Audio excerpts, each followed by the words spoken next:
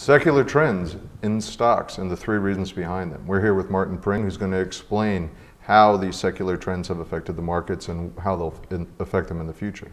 Hi, Martin. Hi, nice to be here.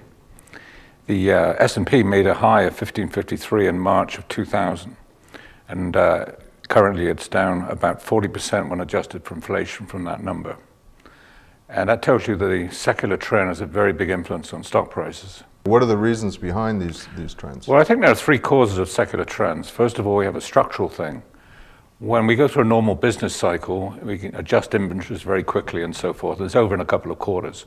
But in the secular trend, we have structural problems where key industries overbuild over decades, and it takes a while to unwind that. And then this is often compounded by government mistakes. So that's the first reason.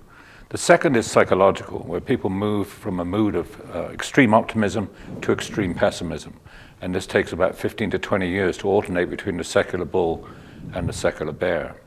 And a third reason is what I call unstable commodity prices. Typically, that's when commodity prices rise too much and too quickly. Or alternatively, sometimes can happen, they move down too sharply. When commodity prices are moving up gently or falling gently, that's very good for the stock market. So these are the three causes of the secular trends as I see it. And within that picture, where are we now in that secular trend? Are we moving down the trend? Are we still, is the negative sentiment and everything? Because I can see, when you talk about overbuilding, I look at the financials and quite literally overbuilding in housing. Yeah.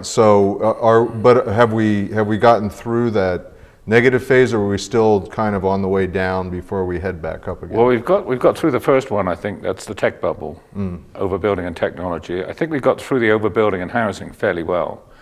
But we're now getting to the point where a lot of these things are being compounded by policy errors, and the most obvious policy area is the budget deficit that we're seeing, and the inability to rein that in, because mathematically, at some point, interest rates will go back up, and we're going to be in a really serious problem. Now, is this also affected by exogenous factors, say the governmental issues that are going on in Europe, for example? Yeah, absolutely, absolutely. That can also feed in. Usually in a secular trend, things that shouldn't go wrong do go wrong. In a recession, things that should go wrong do go wrong. If I make the distinction there. Yeah, right. Well, thank you very much. Thank you.